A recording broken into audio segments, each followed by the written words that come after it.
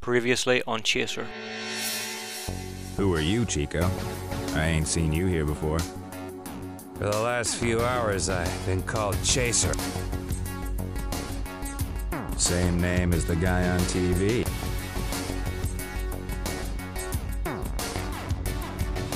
Glad you're okay, Mr. Chaser. Welcome to the family. I was sent by Mike Gomez. Can you help me with the spider? The main part is out. You must act as though it's still there. Still obey Valero?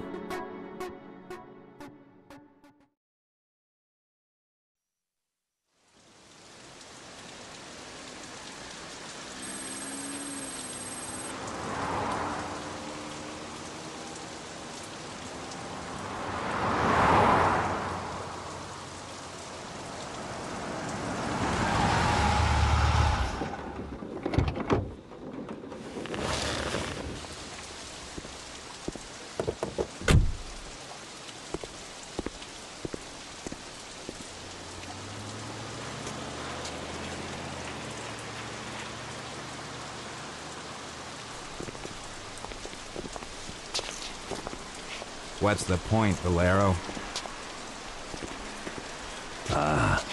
Here you are. While you were strolling God knows where, I organized an extermination action in Little Tokyo. And that was only the beginning. Now it's the turn of the big fishes.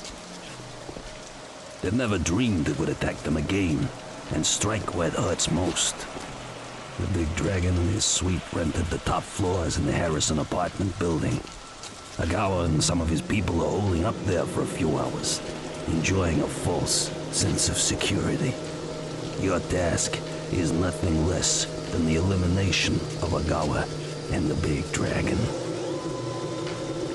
The helicopter will drop you onto the penthouse roof of the building. Gomez will pilot and Chase will be in the Alpha team. Take your weapons from the car and don't come back without their heads. If you mess up again, like at the waterworks, I will tear your head off. I have control of your spider with me all the time, like a talisman. Keep thinking about that.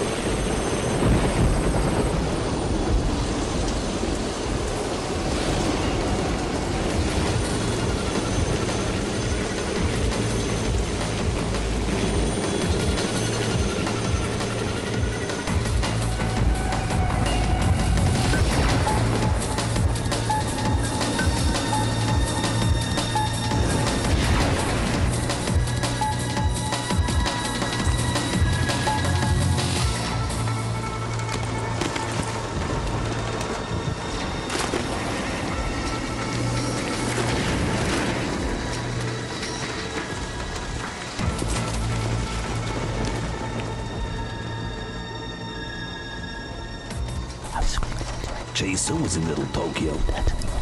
Are you sure? Gomez betrayed us. You think so? Both of them? And right now? Okay then. Who's first? See you later, Mr. Chaser.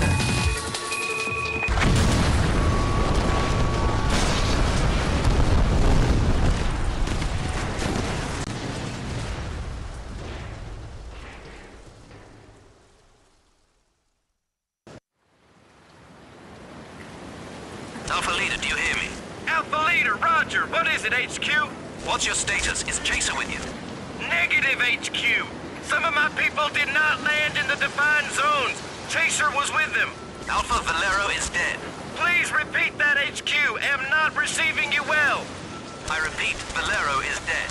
His car exploded at the airport shortly after your departure. Main suspect is Chaser. This traitor was seen in Little Tokyo, probably negotiating with the Yakuza.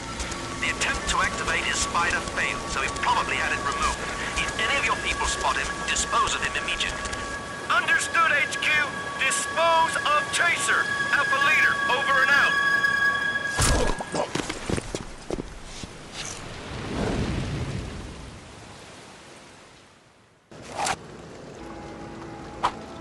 Hello and welcome back. Alpha Team, this is Alpha Leader. You heard the message, you know what to do. If I lay my hands on that bastard, I squeeze him like a ripe tomato. Someone's already tried it. Maybe he's still falling down the building. Chaser! You are a dead man! It's not often that Chaser shows some actual personality, but there he's quite a cold son of a bitch. And as far as the plot arc goes, we are now done with the first section. We are done with Valero, we never have to see him again now that he's dead. And we're now, well, making our way to Mars. Obviously the first thing we have to do is get the hell off this building. It's not the best of situations to find ourselves in, given that we're at the top of a building filled with people who want to kill us, and not only that, the guys that we came with also want to kill us. So we're in a bit of a pickle, but I'm sure we can handle it. This grating leading into a ventilation shaft is one of those annoying things about the game. The spawn point for the start of the level is actually on the other side of this rooftop, and I don't see why they couldn't have just put this grating there, because you have to kind of roam around and look at the not particularly attractive skybox until you find it, and it always feels like you take the longest route to get there, and it's very annoying.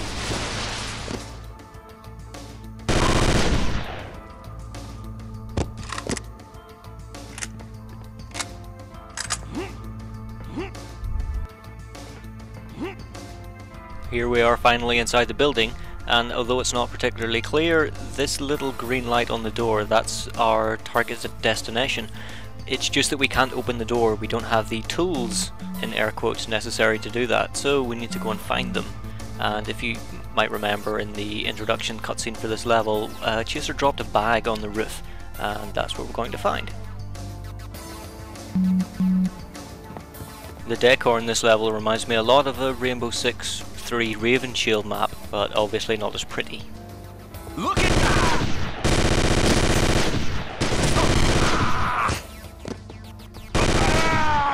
The rooms of this building are separated by those, I guess, traditional sliding Japanese doors. Again, the problem of these is that you can never tell which ones open and which ones don't, so you have to try every single one of them and try and get to your destination, which is outside. Obviously every building that's related to Japan in any way has to have a samurai suit, and also a katana probably lying around somewhere.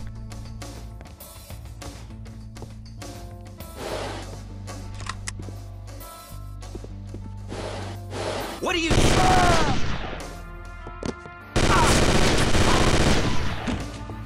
Sadly the game doesn't let you use any of the katanas on display, you just have to make do with the weapons that you've got. But we've got the FAMAS with its grenade launcher, which is extremely handy, and we'll be using that almost exclusively. The way to go is indeed up those stairs, but we're going to backtrack a little just to explore all of the rooms to make sure we get everything that we can. Keep your ears peeled for one of my favourite enemy sighted sounds. I can see it! Look out! Sounds like they got some 80s rock star to shout "look out" into a microphone or something. I always like that one.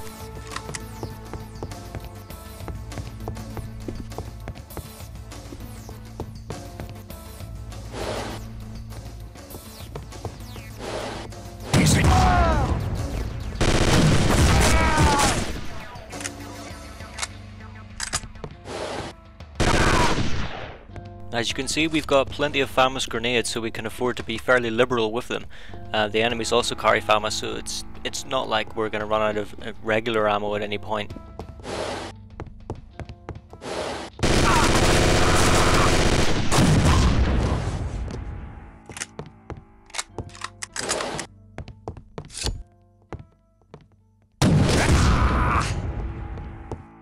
This whole sort of backtracking mission thing that I just did was extremely pointless, because we not only had to reach a dead end and kill some guys to get there, but it also spawned some guys behind us once we got there too, so it kind of ended up being a really fruitless endeavour, and it's something that we'll find a lot.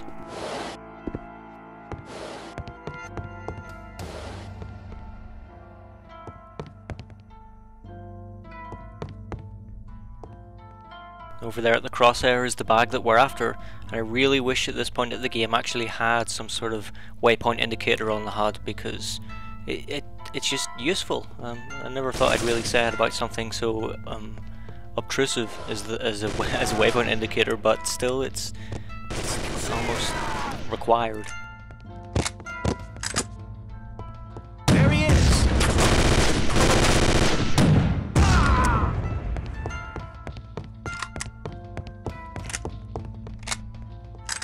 Wait!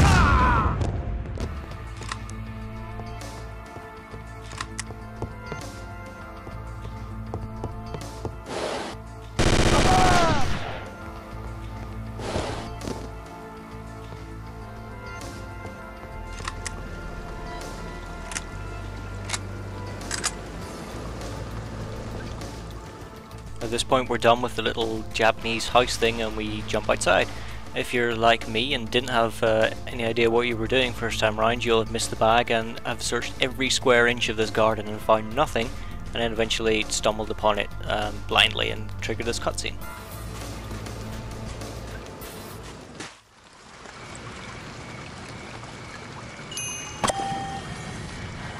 Kabir listening.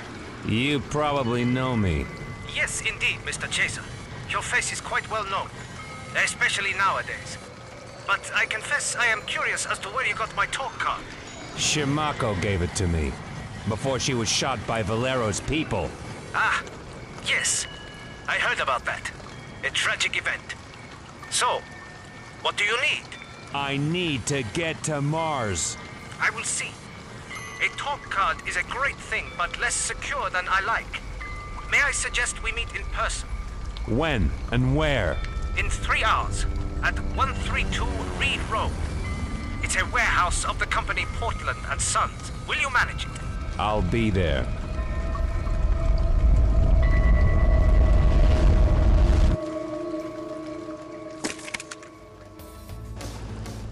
Don't forget to pick up the bag, because if you do, you'll make your way all the way back around to the start of the level and then find that you can't actually finish it, and then have to climb all the way back through an extremely long ventilation shaft to get back to this point again, whereupon you'll wander around and still not find the bag, and repeat this 3 or 4 times.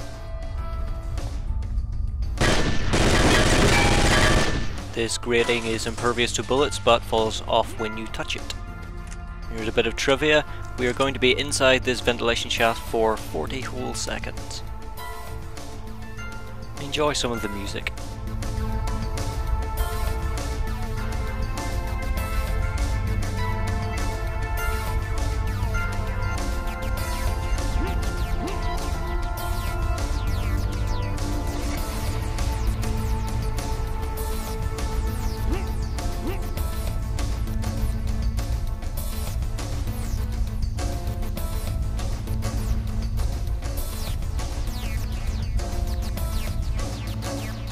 The way that leads up to the little Japanese house place has been barriered off as well, so the only place to go is via the green light. If only it was immediately obvious that that's what we had to do, but, well, there you go. Franklin, this is Alpha Leader. Do you copy? Alpha Leader, this is Franklin. Roger. Franklin, we're nailed at the eastern helipad. We can't get out. Yakuza is holding us in check. You've got to get us out of here. We can't hold out much longer.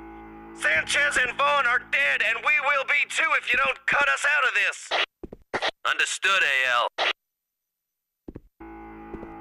Well, I guess this building is too upper class to have any soft drink and snack machines. 274 floors, that's extremely high. By comparison, the World Trade Centers had only 110 floors apiece. Look out!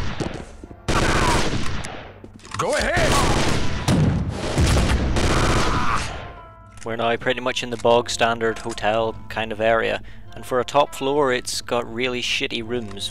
Eventually we'll get to see inside one or two of them, and they're really shit.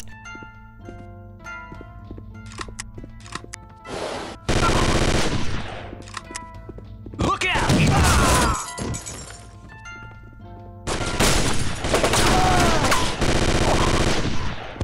While the katanas might have been fine in the top Japanesey building place, this is in a kind of a public area. I don't think you should really have dangerous weapons just kind of lying around.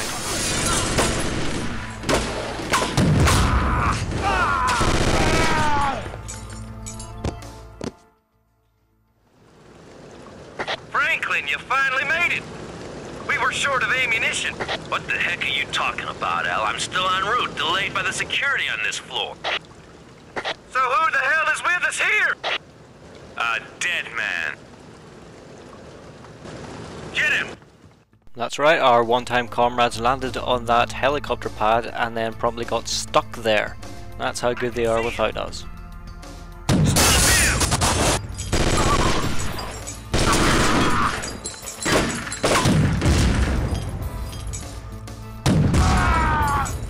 I don't understand why we couldn't have just bypassed them, given that they seem to lack the ability to get through one door.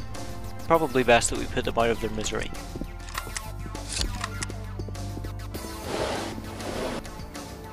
Go ahead! There's a couple of things to point out here, the first of which is the spelling of the cutscene text. Ah! Chaser! You're supposed to be dead!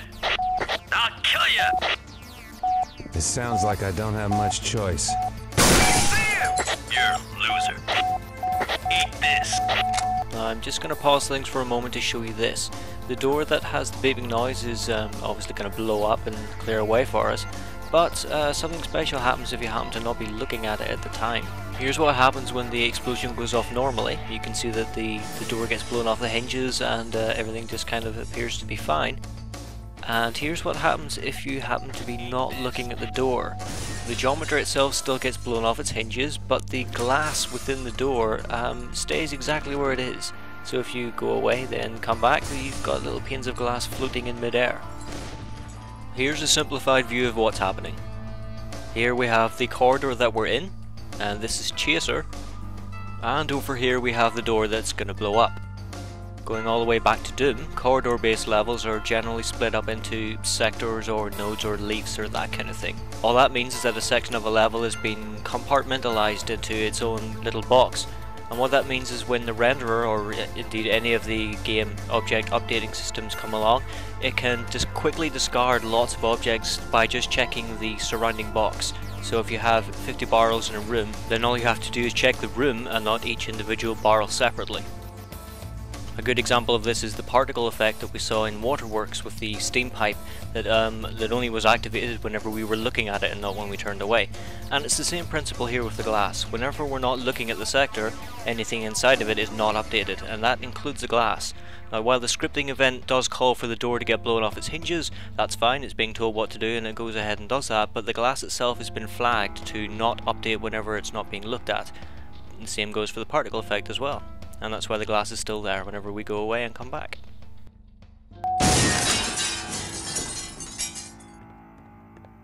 We're running out of ammunition.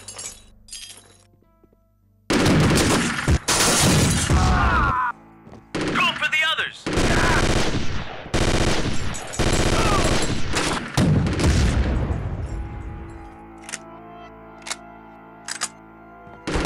You! Stay behind the wall!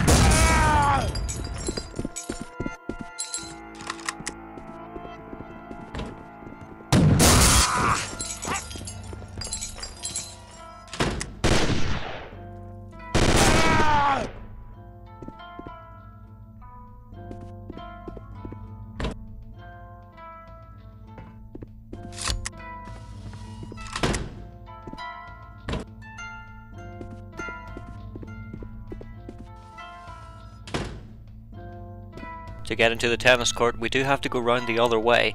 And inside is finally one of my favourite things in the game. It's lots and lots of glass. While it's not something that you really notice all that much, here you can see an example of the gloss map that all of the textures have, in fact. Here's one place in particular. If you look at the tree, you can see that it's more glossy than what the canvas would be.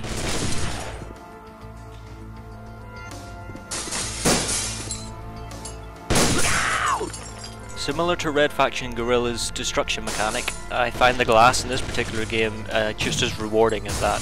The fact that it shatters nicely and breaks off into nice big chunks, and there's plenty of it around here at this point, is it's just fun to me.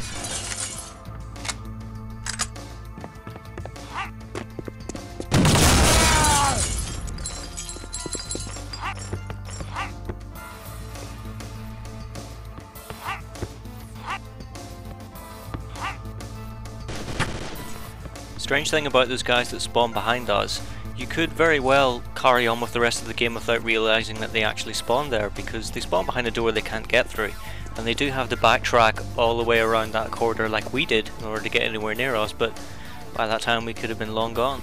And that's disregarding the fact that they bugged out and got stuck in front of the door.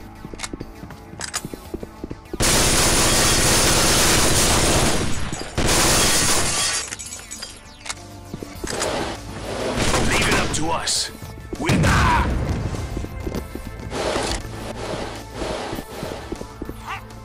I'm not completely sold on the fact that the glass is still collidable even after it's kind of been shattered. The source engine has glass that just basically just disappears whenever you walk through it, but in this game you have to shoot a lot of little shards and things in order to get past easily.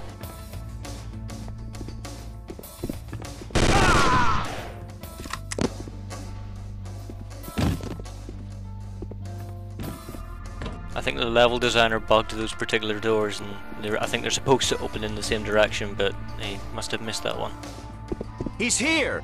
Bollocks to that guy, we're just going to move on to the next level in the sequence.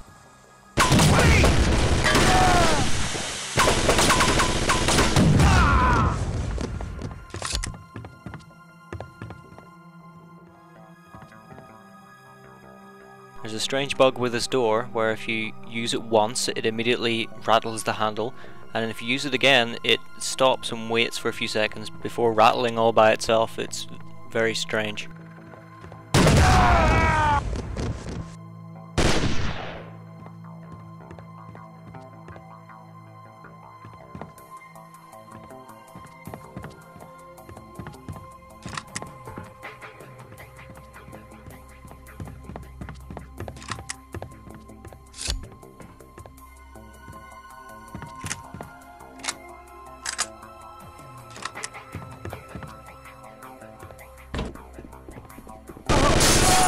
This corridor puts you in the middle of a pretty nasty crossfire, and it caught me by surprise a few times.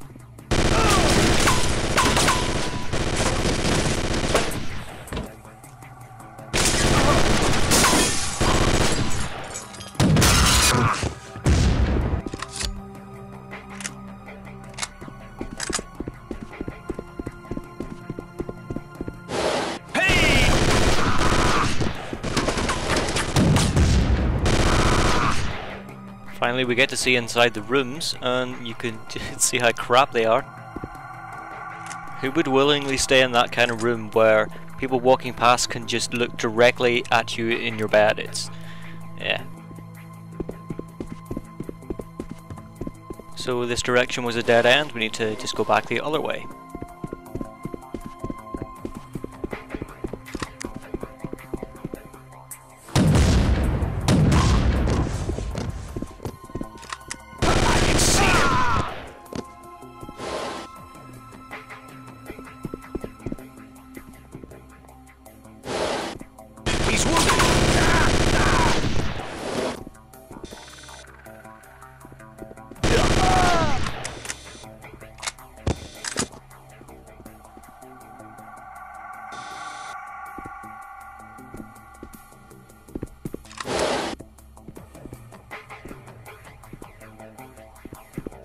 Look out! He's dangerous!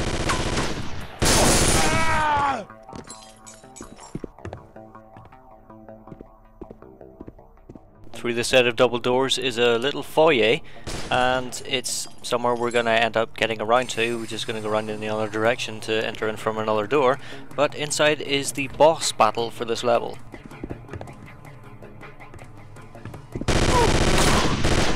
Small jump cut here, had some trouble with the save and had to redo a small section.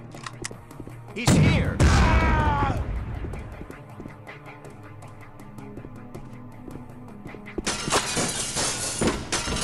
I can see him. Go ahead!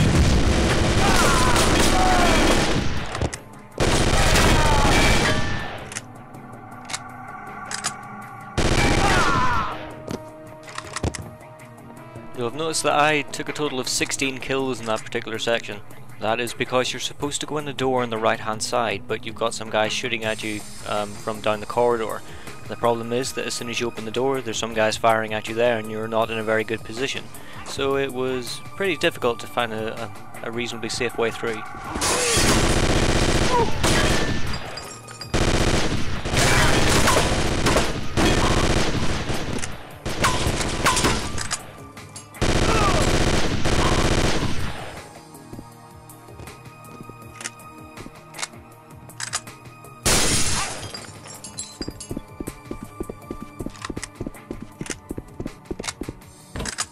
Okay, so now it's time to get on with the boss battle.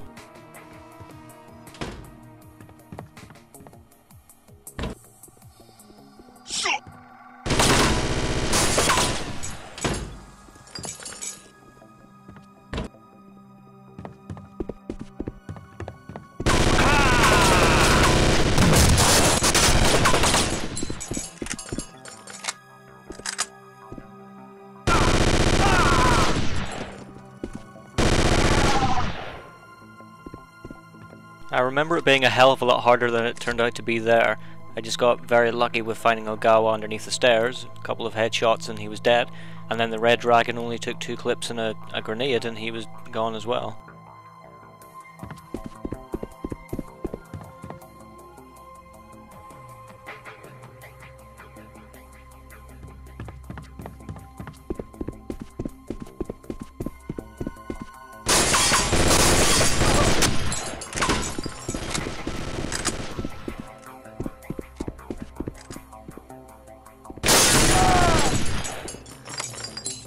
Really, the level should have ended probably after the boss battle, but unfortunately we've still got a little bit of trekking to go, and then another full level after this too. Look at him! He's dangerous!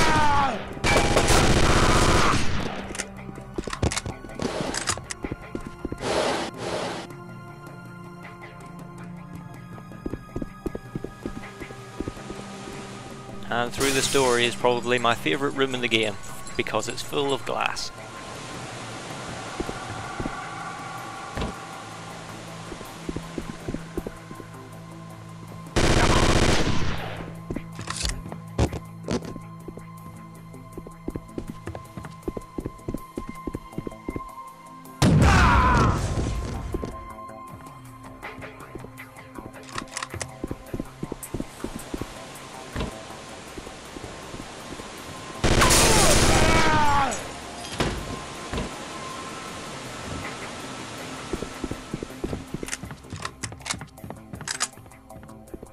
I think that's supposed to be a lift, but it doesn't really look like one.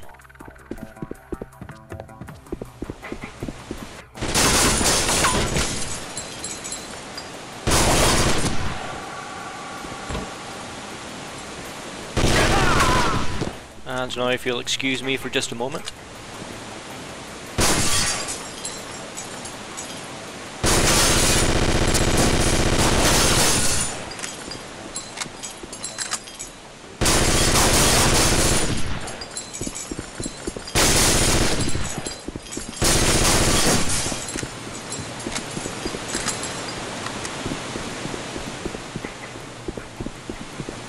Historically, this part of the level has actually caused a lot of trouble with previous computers I've had. They tend to run really badly in this one particular room because of all the glass, and I'd have to go around and destroy it all, obviously, just for the sake of making things run a bit more smoothly.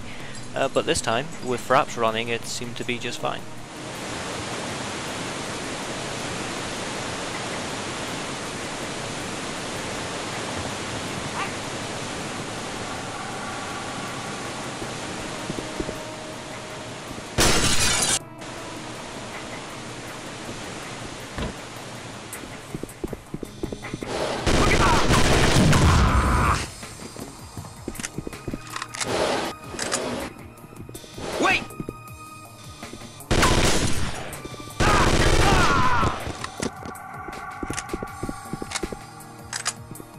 get a bit confused at this point. I try to make that ghost door handle thing happen again, but it doesn't.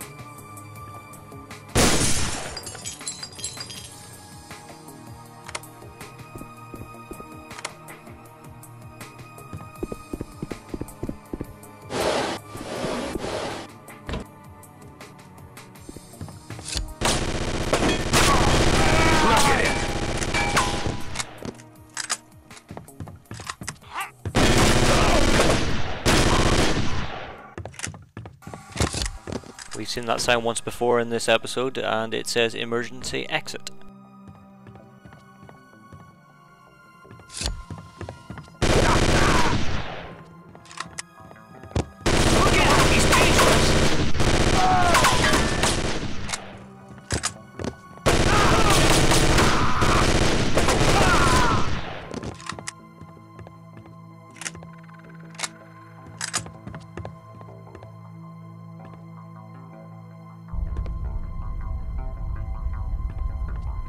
And now we're into the final but very noisy part of the level.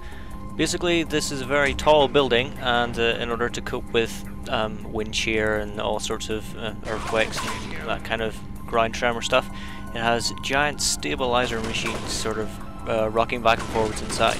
As far as I'm aware, this is actual tech. I'm not sure if it's implemented in any buildings, but I'm aware of the technology, and it's nice to see that they've actually implemented it here. It's a nice touch.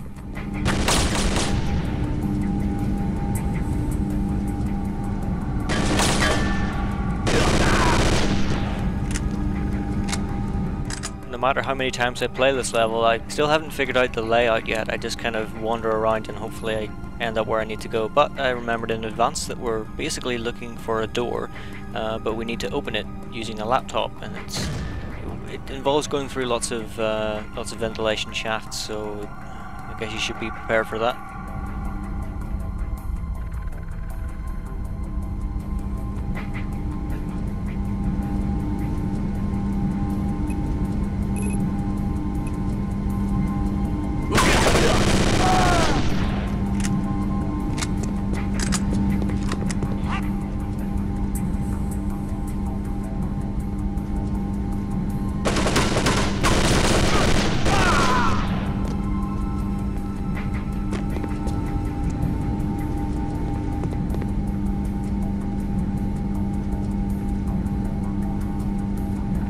Again, since I don't really know the level layout, I'm not sure if you really have to go through the stabilizers like that, but that at least shows that you can.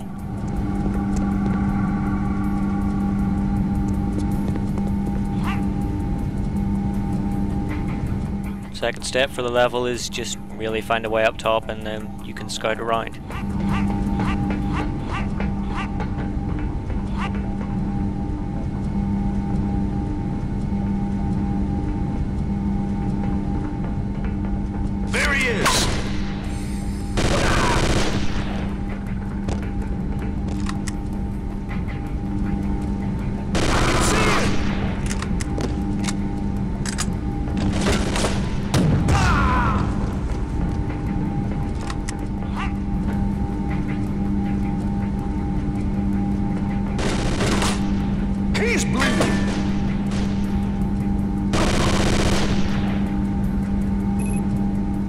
I guess there's some kind of symmetry to having ventilation shafts at the end of this sequence of levels since you had them at the start, but really it's such an underwhelming end.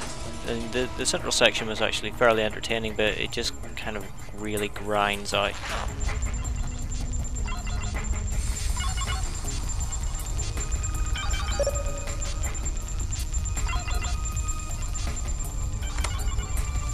Each of the laptops shows a video feed of one of the stabilizers, and the one that we just hit opens the door to the service elevator. So we need to go and find it. And it's on the upper floor as well, so we need to make our way back.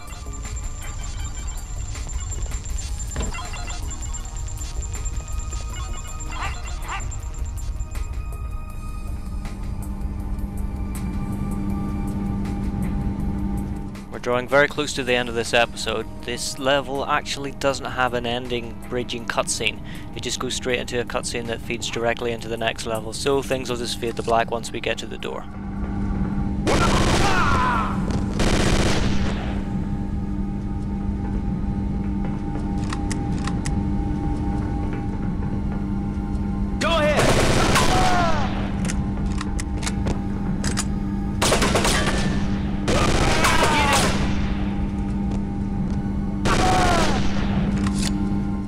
tower's over there on the other side of those boxes, so we'll make our way around. And I will see you next time for the worst level in the game. Next time on Chaser. I push my fingers into my eyes, but it's made of all the things I have to tell.